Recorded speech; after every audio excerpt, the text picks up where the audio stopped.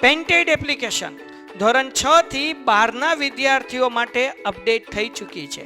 આ એપ્લિકેશનમાં શું છે? બધા જ વિષયના વિડીયોઝ છે. ગુજરાતની બેસ્ટ ફેકલ્ટી દ્વારા લાઈવ લેક્ચર્સ છે.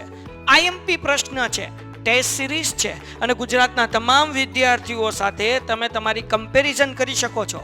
ગેમિફિકેશન છે અને બીજું ઘણું બધું. તો તમે એપ્લિકેશન ડાઉનલોડ ન કરી હોય તો ડિસ્ક્રિપ્શનમાં લિંક આપી છે. હમણાં જ પ્લે સ્ટોર ઉપર જાઓ અને એપ્લિકેશન ડાઉનલોડ કરો.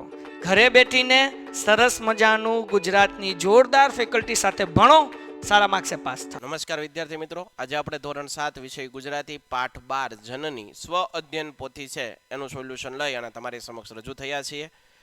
નીચેની કાવ્ય પંક્તિઓમાં રેખાંકિત શબ્દોના સમાનાર્થી શબ્દ લખી અને વાક્ય પ્રયોગ કરવાનો છે.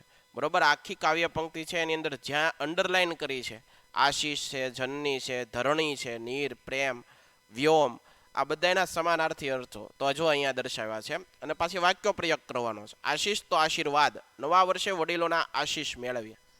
જનની તો માતા, જનનીનો પ્રેમ બારે માસ એક સરખો રહે. ધરણી એટલે કે ધરતી, ધરણીનો છેડો ઘર ગણાય. નીર એટલે પાણી, ભારે વરસાદ થતાં નદીઓના નીર છલી વહેલા. પ્રેમ એટલે સ્નેહ, દરેકના ભાગ્યમાં માતાનો પ્રેમ નથી હોતો. વ્યોમ એટલે આકાશ, ઘડીક વરસી વ્યોમ વાદળી રહે. મેઘ એટલે કે વરસાદ, આજનું વાતાવરણ જોતા બારે મેઘ ખાંગા થશે એવું લાગે. મિત્રો, હજી સુધી જો તમે પેન્ટેડ એપ્લિકેશન ડાઉનલોડ નથી કરી તો આજે જ ગૂગલ પ્લે સ્ટોર પર જઈ પેન્ટેડ એપ્લિકેશન ડાઉનલોડ કરો, જેની અંદર દરેક વિષયના સ્વાધ્યાય પોથી, એકમ કસોટી, સ્વ અધ્યયન પોથી, ધોરણ 9, 10ના વિદ્યાર્થીઓ માટે લાઈવ વિડીયો લેક્ચર, દરેક વિષયની વિષય વાઇઝ PDF પ્રોવાઈડ કરવામાં આવશે.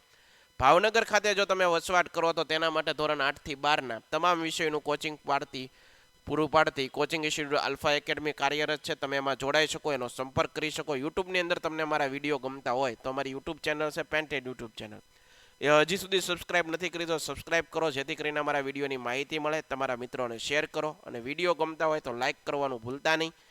નીચે અ વિભાગમાં આપેલી કાવ્ય પંક્તિનો યોગ્ય ભાવાર્થ બ વિભાગમાંથી શોધીને ફરીથી લખો. એથી મીઠી મોરી માતરે, માતાનો પ્રેમ કાયમ મળે. અમીની ભરેલી એની આખડી રેરોર, માતાના પ્રેમનું અજવાળું ક્યારેય આથમતું નથી. માડીનો મેઘ બારે માસ રે, માતાની આંખમાંથી જે પ્રેમરૂપી વાત્સલ્યરૂપી જે અમૃત ભરેલું હોય એ બારે માસ નિરંતર વહેતું રહે. દેવોને દૂધ એના દોહલા રહે. મારી માતાનો પ્રેમ મધ અને વરસાદના પાણીથી પણ મીઠો, એને નહીં આત્મે ઉજાસ રે. માતાનો પ્રેમ દેવા માટે પણ દુર્લભ હોય, દેવ માટે પણ દુર્લભ હોય. એથી મીઠી તે મોરી માતરે, મારી માતાનો પ્રેમ મધ અને વરસાદના પાણીથી પણ મીઠો, અમીથી ભરેલી એની આંખડી રહે. માતાના આંખમાં પ્રેમરૂપી અમૃત ભરેલું છે. માડીનો મેઘ બારે માસ રહે, માતાના પ્રેમ કાયમ મળે. દેવોને દૂધ એના દોહલા રહે. માતાના પ્રેમ દેવો માટે પણ દુર્લભ છે, એનો નહીં આત્મે ઉજાસ, માતાના પ્રેમનું અજવાળું ક્યારેય આથમતું નથી. આગળ વધીએ. નીચે આપેલા શબ્દોના ઉચ્ચારવાળા શબ્દો કાવ્યમાંથી શોધીને લખો. માત તો જાત, વેણ તો કહેણ, સોડીય તો કોડ અથવા જોડ, પ્રાણ તો લહાણ, માસ તો ઉજાસ. નીચેના પ્રશ્નોના ઉત્તર અમીની ભરેલી એની આંખડી રે રોલ પંક્તિ સમજાવો. માતાએ બાળક માટે પ્રેમનું ઝરણું છે, તેની આંખમાં બાળક માટે હંમેશા અમૃતરૂપી સ્નેહ જોવા મળે.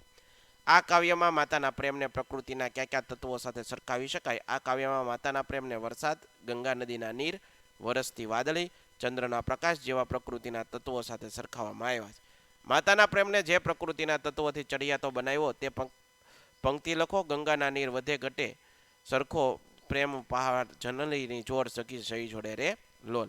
જનની કાવ્યનો ભાવાર્થ મધ મીઠું હોય છે, મેઘનું જળ પણ મીઠું હોય છે, પણ હે સખી માતાનો પ્રેમ તો એનાથી પણ વધારે મીઠો છે. ધરતી માતા પણ ક્યારેક ધ્રુજી ઉઠતી હોય છે, પણ માં ક્યારેય ચલિત થતી નથી.